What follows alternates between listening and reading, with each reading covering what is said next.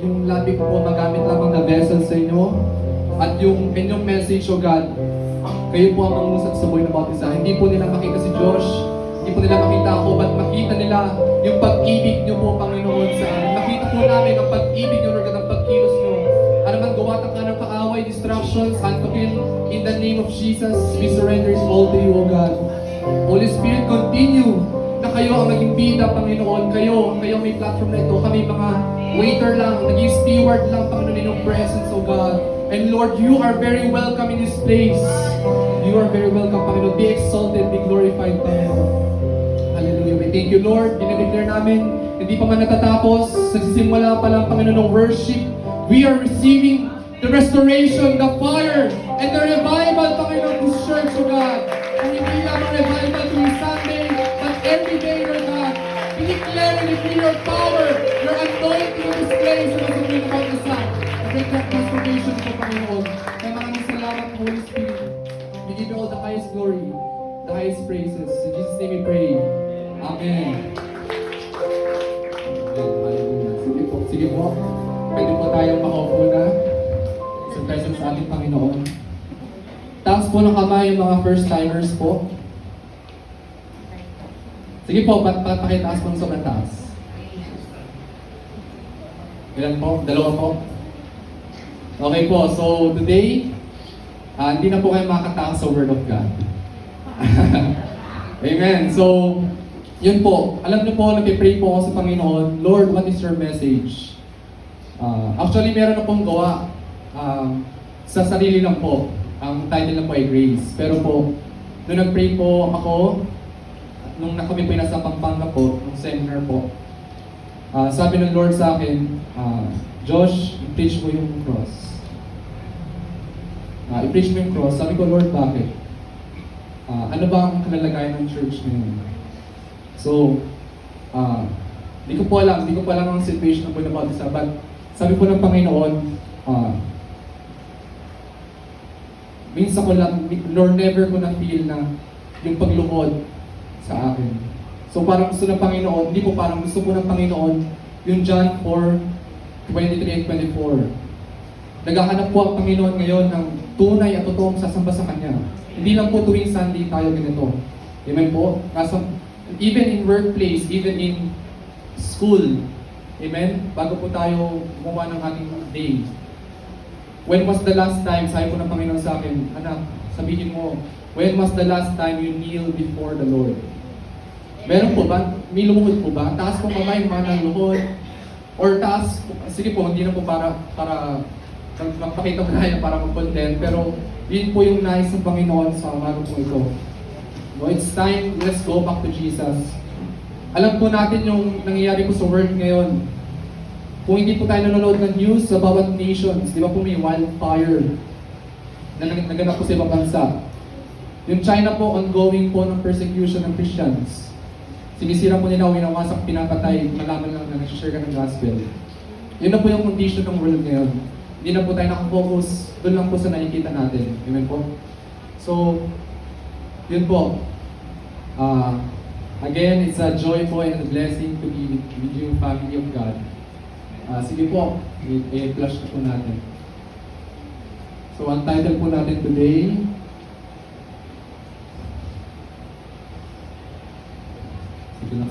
sige po, i-prepare po natin ating mga Bible.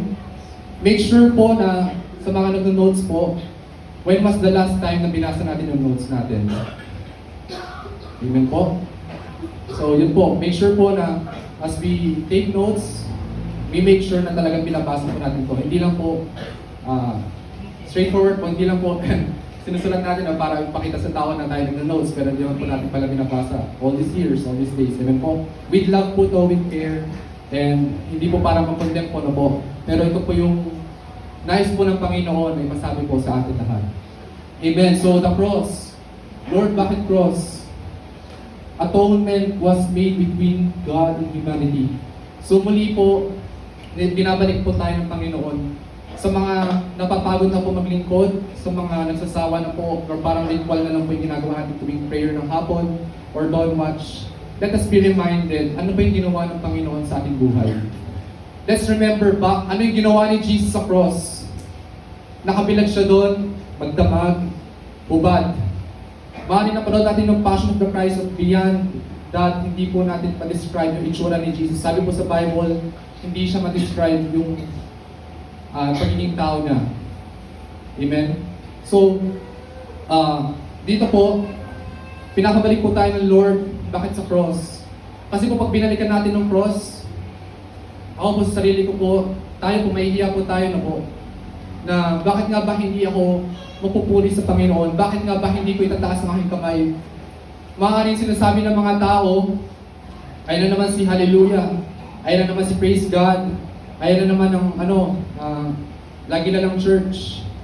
Pero hindi po ba ito yung buhay na binigay sa atin ng Panginoon? Hindi po ba tayo dinesign or create ng Panginoon para magpuli sa Kanya? Amen? Di ba po, Genesis 1:27, it is written, we are created in the image of God. So ano bang image ang na-represent natin ngayon? Image ba ni God yung na-represent natin? Amen? So yun po. Sige po. Next po. Ayan po. So ito po yung ating pagpupukosan. Alam ko po, napaka-common na sa atin to. Napaka-popular. Brother Josh, Kuya Josh, alam ko na yan. Bakit pa inuulit-ulit yan? Ang question po ng Panginoon, nasaan level ka na ba ng pag-ibig mo sa Kanya? Nasa level ka na ba na laging lumuluhod sa Kanya? Nasa level ka na ba na laging concerned sa people? Na hindi mo lang pinag-pray yung family mo, but meron ka ng heart ngayon sa nations, meron ka ng heart ngayon na ipag-pray yung mga ibang lahi na hindi nakakilala kay Jesus. Every single day, marami pong namamatay sa buong mundo ng tao. And without po yung pag-share ng gospel, pag-preach, maybe yung prayer po natin, yung prayer po natin ginagamit po ng Panginoon para maligtas yung possible na suicide. Because nag-pray ka sa nation na yun, meron pa ng tao na kukumit ng suicide. Pero dahil sa prayer mo, na-encounter na si Jesus. Amen? Amen? Amen. Inaantok na po ba tayo? Ito po yung maging challenge po sa atin. Amen po ba? Yung pong pagpupo natin, isipin natin ito yung worship na natin sa ating Panginoon. Pero hindi lang po isipin, kundi gawin na po natin worship. Amen po ba? Yung pag-serve natin sa mga tao, kung paano natin sila i-care, i-treat, or pag-servan, maybe drive, kung ano man yung ginagawa natin sa kanila, pagsama, pag-fellowship, pag-usap, ito ay worship natin sa ating Panginoon. Amen po? Ayun po pala. Gusto po magpasalamat muna sa Panginoon. July 31, 4 a.m. in the morning, kami po ng auntie ko po ni Ninang Rexy, kami po ay na-accident. Pero pinagpapasalamat ko po sa Panginoon kasi po, lumabas po kami sa sasakyan na hindi po fatally wounded. Hindi po ganun ka-tindi yung nangyari po sa amin. So meron mga shortcuts lang po, yung mga maliliit na wounds. Pero si Lord po, ang nagbigay sa amin ng buhay. Amen po? Ito pong buhay na to, yung hininga natin, ito po yung grace ng ating Panginoon. Pwede na po tayong patay na ngayon. Amen po ba? Actually ako po, marami na pong beses pinakita ng Panginoon sa akin na kundi dahil sa mga prayer, kundi dahil sa mga ginagawa ng mga likod ng Panginoon, at dahil sa kapangyarihan ng Panginoon at pag-ibig niya, wala na po ako dito. Pwede naman po kami talagang mamatay ng diretsyo po dun or mahulog na po sa bangin. Pero I'm here standing. We are all sitting now because we are, number one, we are living testimony of God's grace. Lahat po tayo, di po, number one. Ayan, we became living testimony of God's grace. Dahil po sa cross na ginawa ni Jesus. Amen? Dahil sa pag-ibig niya, for God so loved the world. Amen? That He gave His only begotten Son. Alam niya yung heart condition natin. We are in need of a Savior. Amen po ba? So, yun nga po, sabi ko nga po kanina, tayo po yung corner na po ng pag-ibig ng Panginoon. Naka-corner na po tayo ng grace ng Panginoon. Balikan lang po natin yung John 3:16 and 17. Basahin pa natin yung 17.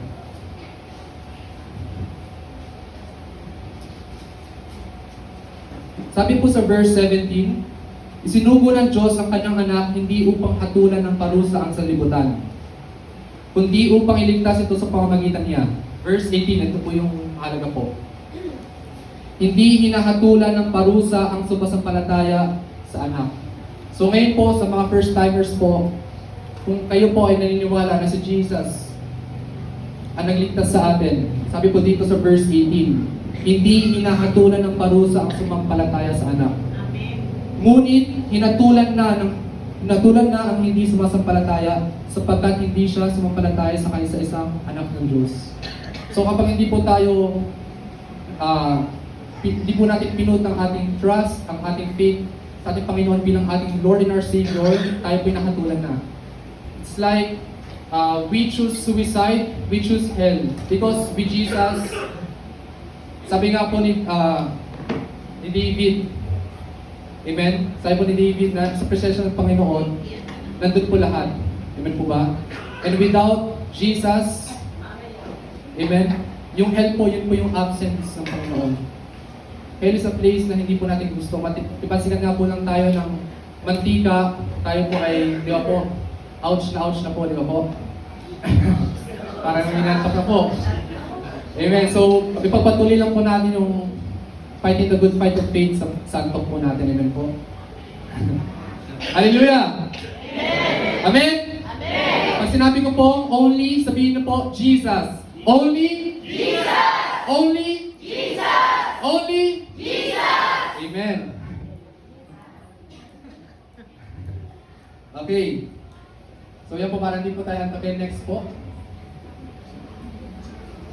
1 Corinthians 1:18. Ang mensahe tungkol sa pagkamatay ni Kristo sa krus ay kahangalan para sa mga tao na papahabang, ngunit ito'y kapangyarihan ng Diyos para sa ating mga naliligtas.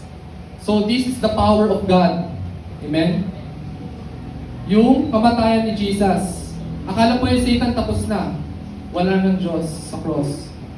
Amen? Pero, on the third day, He rose again. Nabigo po ang kaaway. So ito po yung nightmare ni Satan, yung cross. But this is our good news.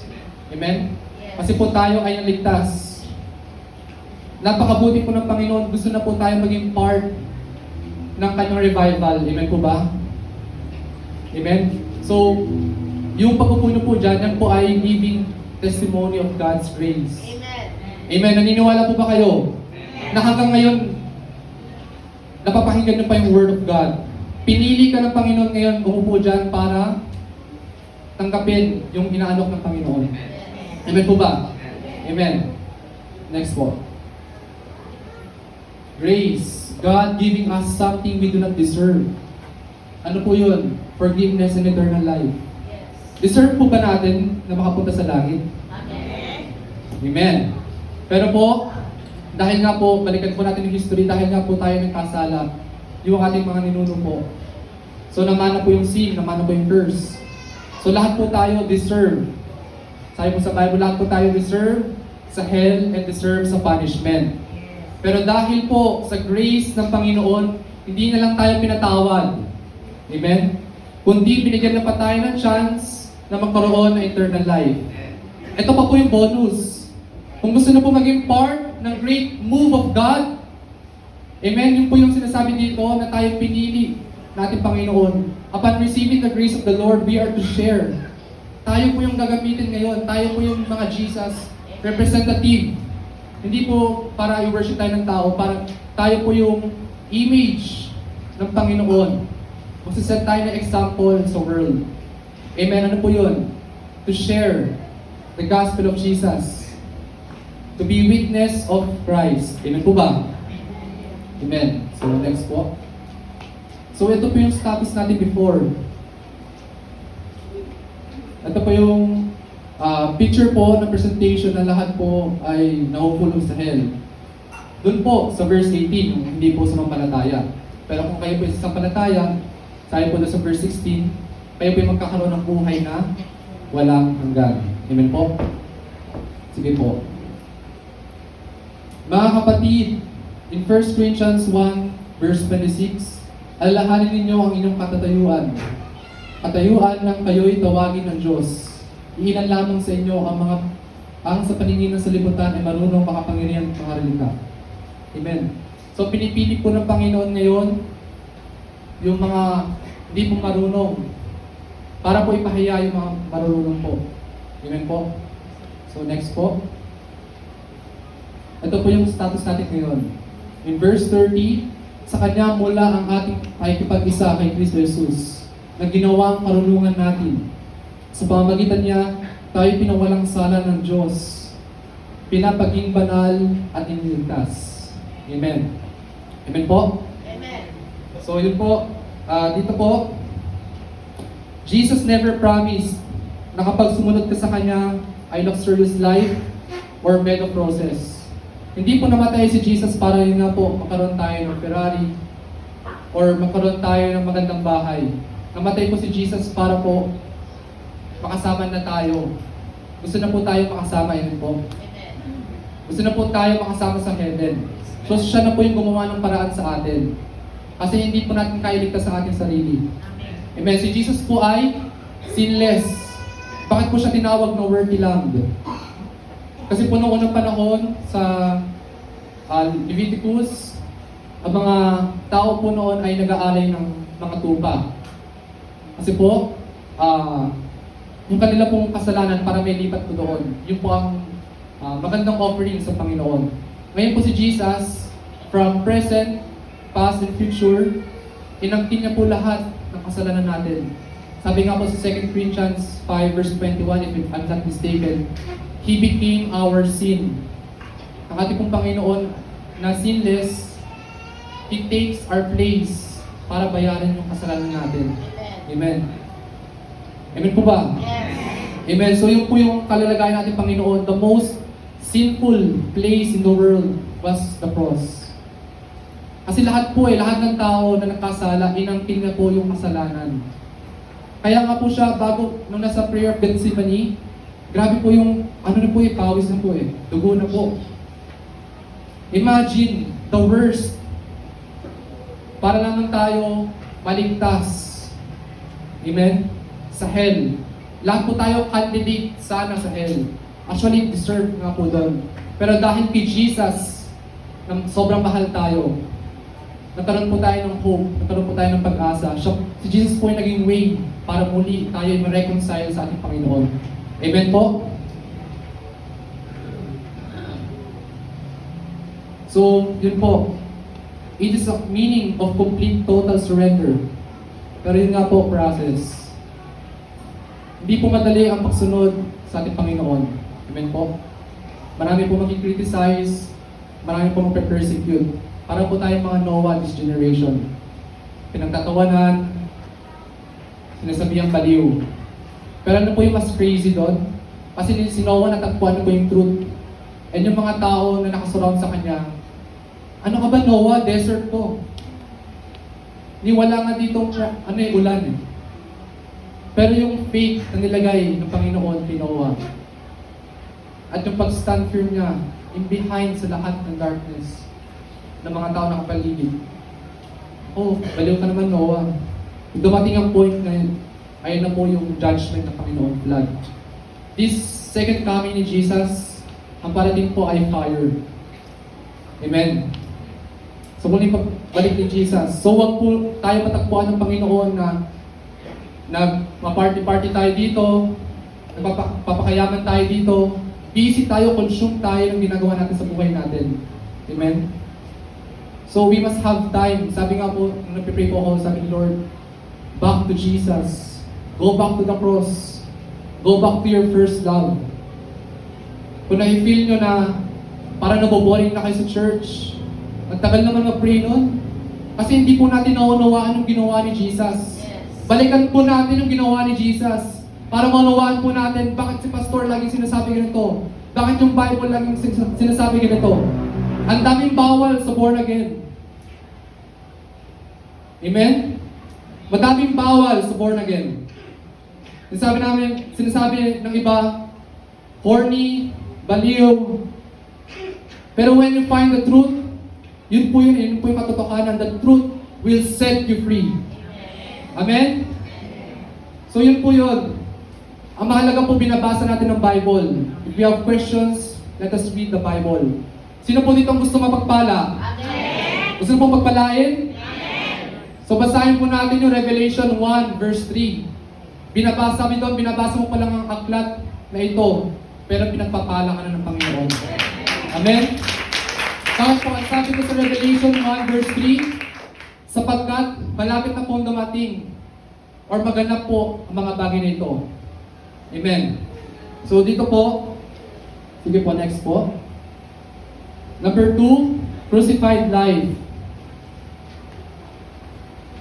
Kailangan po natin magkaroon ng crucified life. Amen? Sabi nga po, kahit papasahin natin ang Bible from cover to cover, kung hindi naman ito nakikita sa ating buhay, baliwala po. Even if we know all the strategies, techniques, methods, steps in deliverance, kung wala po ang Panginoon, wala pong pag-ibig, baliwala po yun. Pwede po natin maranasan ng anointing, pwede po natin maranasan ng gifting ng Panginoon, pwede ka mag-speak in tongues all day long. Pero kung wala si Jesus sa ating heart, wala po tayong personal intimacy sa ating Panginoon, baliwala po. Possible ba yun, Brother Josh? Pinatunayan po ng Bible sa Matthew. Marami po nag-prophesy, marami po nag-cast out ng demons, marami po nagpagaling. Pero ano sabi ni Lord sa huli? Hindi kita nakikilala. Lumayo ka sa akin. Bakit? Kasi po, ang kilala lang po ng Panginoon ay yung close sa Kanya. Kaya nga po tayo, pag nakanta, I am a friend of God. Diba po? Hindi lang po servant, but change na po ng Panginoon to a friend. Amen? Again, I was reminded po kaninang umaga, Lord, bakit kneel? Bakit kailangan mag-kneel ulit? Sabi ni Lord sa akin, na-remind po ulit ako, hindi ba ako ang King of Kings and Lord of Lords? Nung unang panahon, yung mga tao lumulod sa mga hari. Ako, hari ng mga hari. It's time na revive natin yung pag-kneel sa ating Panginoon. Amen? Sa ating secret place.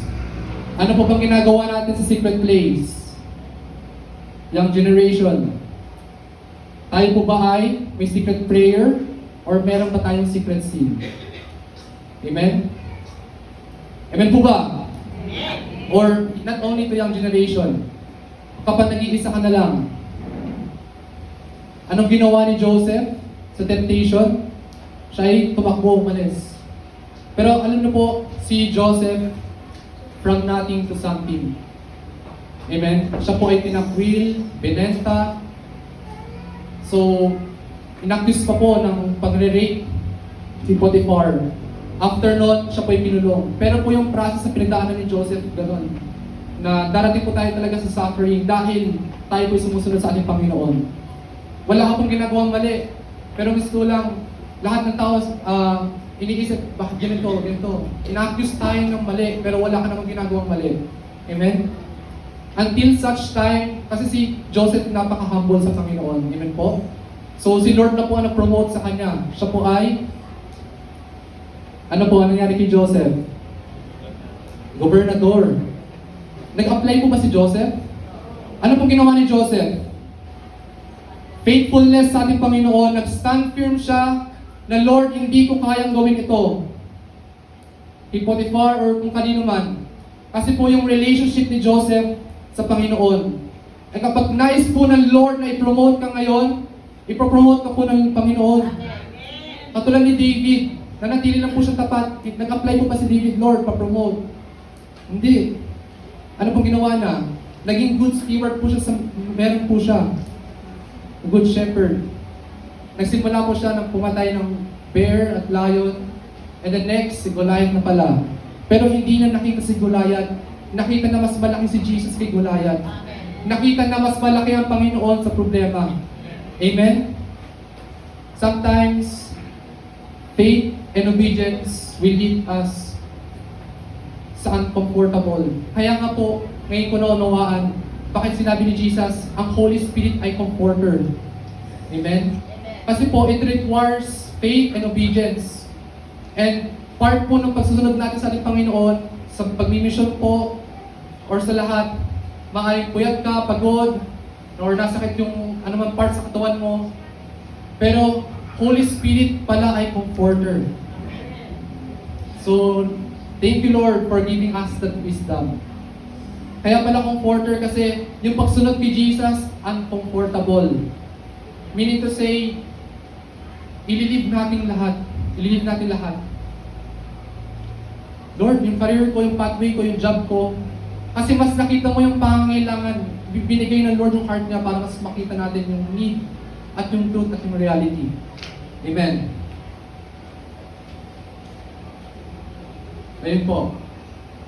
So number 2. Sige po, next po. Yan. Luke 9:23 to 25.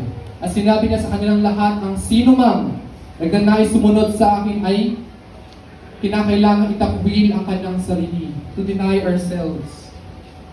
Pasanin araw-araw ang kanyang krus at sumunod sa akin.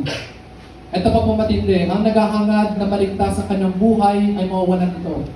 Ngunit ang mawalan ng kanyang buhay alang-alang sa akin ay magkakamit ito. So tinuturo po ni Jesus yung mas greater picture. Ayun po, yung life natin, hindi po tayo nakafocus lang sa earth. Our life is not based on what we see. Sabi nga po, the righteous shall live by faith. Amen. Hindi po ba tayo yung mga righteous? Okay. Tayo po ay justified ng Panginoon. Meaning to say, sa harap ng Panginoon, tayo pinatawad na, tayo ginawang righteous. Now, we are in the part and process of sanctification. Amen. At yung day po na kapag kasama na natin si Jesus, yun po ang tinatawag na glorification. We share in the glory with God. Pero before that, we must share in His sufferings. Kung pinersecute si Jesus, for sure, pe-persecute din po tayo. Amen po? Ano nga ang mapapala ng tao, makamtan man niya ang buong daigdig, kung mapapahamak naman at mawawala ang kanyang buhay. Ano pong sabihin? Yung soul natin. Yes, we might have all the millions in this world, all the luxurious cars, all the works, or lahat na po ng bagay na iaalok. Ito po yung mag-ingat po tayo sa blessing. Amen po? Si Satan po nagbe-bless din. Remember po yung time ni Jesus na siya po itinem. Sabi ni Satan, I will give you everything. Just kneel and worship before me. So even Satan blesses. Amen po ba? So ano po yung kailangan natin gawin? We should discern kung itong ba blessing ito ay galing sa Panginoon or blessing na ito ay galing sa kaaway. Pero madali lang po. Kung yung blessing na yun ay nagiging way para makonsume tayo nun or nakafocus na po tayo sa blessing, hindi po sa blesser, yun po, doon na po tayo natatrap na didisip ng kaaway. Amen po? So, again, ang naghahangad na maligtas ang kanyang buhay ay mawawalan nito. Ngunit ang mawalan ng kanyang buhay alang-alang sa akin ay magkakamit ito. Amen. Dahil sinunod mo yung ating Panginoon, nagtiis ka, hindi mo tinanggap lahat ng mga temptations, niresist mo yung lahat ng alok ni Satan sa world na ito, you will enjoy later with God. Amen. Hindi po sinabi ni Lord na, well done, my successful servant.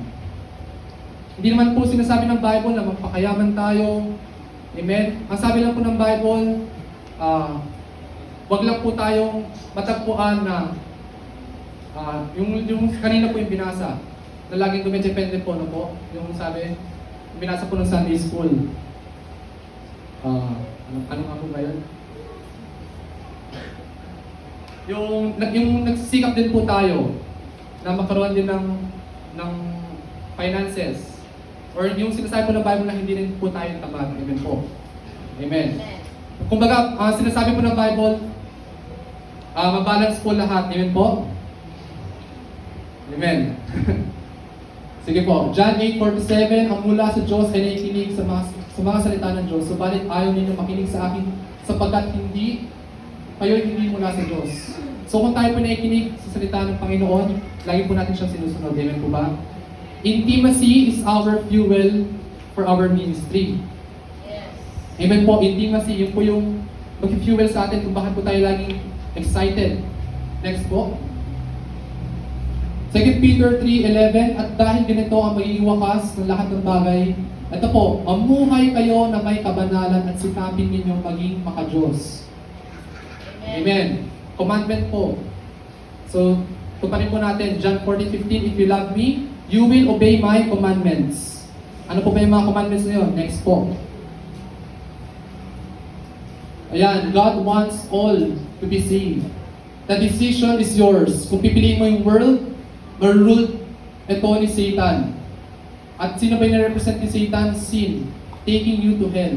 But if you choose to decide church, ruled by Jesus, representing holiness, will take you to heaven. Pero hindi po, like I said, hindi po church po magsisave sa atin. Amen po? Kundi yung ating personal intimacy sa ating Panginoon. Next na po. Know the heart of the Father, number 3. It is important na alam po natin yung pinapagawa ng ating Panginoon sa ating buhay. Amen po? Next po. John 14:15. Again, kung iniibig ninyo ako, tutuparin ninyo ang aking mga utos. Amen. Next po. Huwag lang tayong hingi sa Panginoon, bagkus ibigay din natin sa Kanya ang nararapat na paglilingkod at maglaan ng sapat na panahon at oras sa pagsunod sa Kanya. Hindi po tayo nabuhay para lang sa ating sarili. Yun po yung clear doon. Tayo po nabuhay, we are created, again, Genesis 1:27, in God's image. Yung original, na gusto po tayong kasama natin Panginoon, na nagmamahal sa Panginoon. Yun po. Next po. Ito po, two greatest commandments.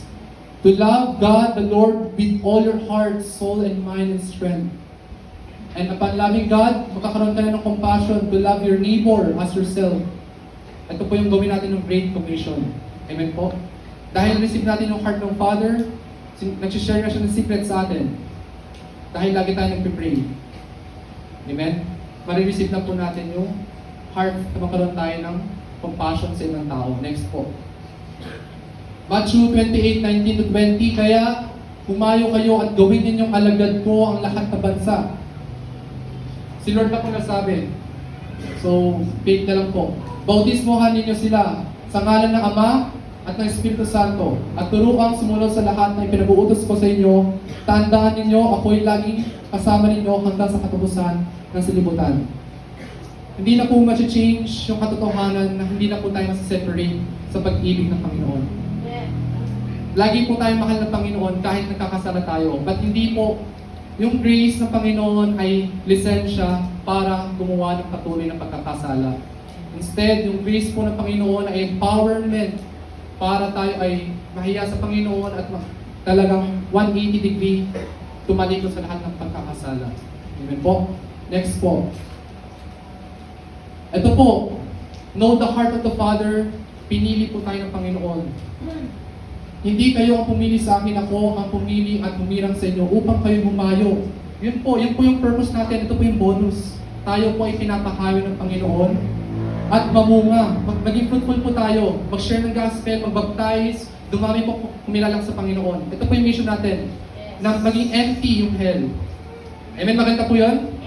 Amen? Na maging empty yung hell. It might seem impossible, maaaring sabihin natin na, paano? Isa lang ako. Tao lang ako. Ang daming tao sa buong mundo. By faith, amen? As long as ginagawa po natin ang kalooban ng ating Panginoon. At manatili ang inyong bunga. Yung Holy Spirit, yung fruit of the Holy Spirit, yung Galatians 5:22-23. Sa gayon, anumang hingin ninyo sa Ama sa aking pangalan ay pagkakaloob sa inyo. As long as ginagawa po natin ang kalooban ng Panginoon, ano man ang hinihingi niyo po, ayon sa kalooban din ng Panginoon, ibibigay niyo po yun sa inyo. Like I said, hindi nga po, pag humingi tayo sa Panginoon, Lord, gusto ko ng ganito. Want mo lang yun, pero you need. Amen po? Amen. So Ephesians 1:4, at sa ating ngang pakikipag-isang ito, hinirang na niya tayo bago pa nilikha ang salibutan. So bago pa po i-create yung heaven and earth, bago pa po i-create ang lahat, hinirang na raw po tayo upang maging banal.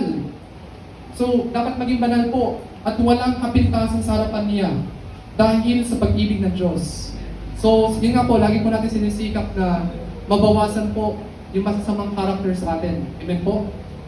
Amen po ba? Amen! Amen! Tayo po ba'y natutulog na? Okay po, next po. Ito po, number 4. Restoring the image of God. Ayan, para mas maganda yung boses ko po. Restoring the image of God. In Genesis 1:27, tayo po inilikha ng image ng ating Panginoon.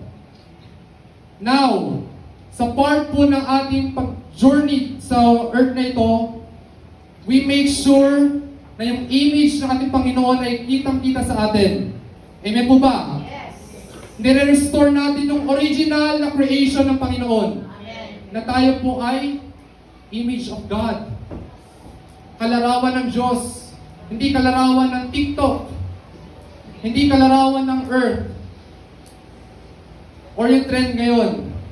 Hindi ko ano yung suot ng trending ngayon, ganun din ang suot mo. Amen. Yung Holy Spirit na po ang magiging great teacher natin. Yes. Through the power of His conviction. Hallelujah. Amen? Sige po. 2 Corinthians 3, verse 17 to 18. Ang Panginoon, binabanggit dito ay ang Espiritu. At kung saan naroon ang Espiritu ng Panginoon, naroon din ang kalayaan. So, nandito po yung freedom ngayon. Kasi po, whether 2 or 3 gather in the name of God, He is here. And where the Spirit of the Lord is, there is freedom. At ngayon, naalis na ang talokbong sa ating mukha. Ano po yun? Ano po yung talokbong? Yung po yung deception ng kaaway. Inopen po ng Word of God ang ating mata na makita yung greater picture na hindi lang po tayo nabubuhay sa earth na ito, but meron pang afterlife. Nakadepende po yun sa gagawin natin, sa decision natin, sa pagsunod natin sa ating Panginoon. Yun po, ito po yung preparation natin sa ating afterlife. Amen po ba? So, again, tayong lahat ang nagiging sinag ng kaningningan ng Panginoon. So, yun po yung glory ng Panginoon na nakikita po sa atin. At ang kaningningan iyon na nagmumula sa Panginoon na siyang Espiritu ang bumabago sa ating anyo upang maging lalong maningning hanggang sa maging mistulang larawan niya. Tama po ba? Ito po yung sabi ng Panginoon, nire-restore tayo ng Panginoon sa tunay nating creation. Tayo po nilikha ng Panginoon to be an image of God. Huwag po natin i-adapt ang world. Bago po pumasok ang mga Israelites sa land of Canaan, sabi ng Panginoon, huwag niyo i-adapt yung mga pagsampa sa Diyos-Diyosan. Pero ngayon po, kitang-kita na po natin kung gaano po kasama ngayon ng world na ito. Amen? Huwag na po natin i-adapt. O lahat ng tao masaya doon. Ay horny kapag hindi ka nakaisa sa amin. Mas horny kung alam mo yung truth pero hindi ka nanindigan sa truth. Amen po ba? Yes. Next po. Ayan po, bilis na po. Diyan po. Hallelujah. Conclusion and challenge. Yan naman po yung mga exciting part sa atin po sa mga inaantok. Di ba po, pag narinig natin conclusion, challenge, gising na po agad tayo, di ba po? Excited na tayo magpalakpak. Ay, malapit si Brother George. Yan naman po yung favorite part natin. Yan po ba favorite part natin? Siyempre, baka po iba sa atin. Sige po, next po. Revelation, again, kung gusto na po mapagpala, mapalad ang bumabasa ng aklat na ito, ang mga nakikinig sa hulang inihakayag nito, at tumutupad sa nasusulat dito sapagkat ang lahat ng ito ay malapit ng maganap. Actually po, nagaganap na po lahat ng ito. Basahin po natin ng Matthew, earthquakes, rumors of war. May war po na nagaganap. Kung hindi pa po tayo magiging open, kung di po tayo maniniwala, so be it. Ay dapat pala sana nung panahon na yon, nakinig ako sa preacher. Sana pala nung panahon na yon, sinunod ko na ang Panginoon. Sana pala nung panahon na yon, sinurrender ko na, binigay ko na lahat. Kasi ngayon, nalaman mo na, namatay ka na. Judgment, sa hell ka na pala pupunta. Sana pala pinaglaban ko yung corniness na ipagtaas ng kamay, na ipagsigawan yung gospel ni Jesus sa mga tao. Amen? So mas nakakatakot po na darating ang pagkakataon na maabutan tayo ng Lord sa judgment, pero hindi pala tayo papapasukin sa heaven. Dahil po ikinahiya natin ang salita ng Panginoon. Siya na po ang gumawa ng lahat ng bagay sa atin para iligtas tayo, bigyan tayo ng buhay na ganap. Binigyan pa ng Holy Spirit, in-invite pa ng Panginoon, o humayo ka, gagamitin kita para maging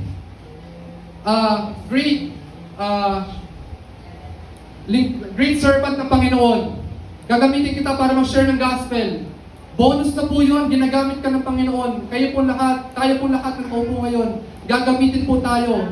All it takes is just, sabihin mo na sa kapatid mo, Jesus loves you. Jesus Sabihin nyo rin po sa katabi nyo, you are the image of God. You are the image of God. Kaya i-restore na natin ang image ng Panginoon. Amen. Amen?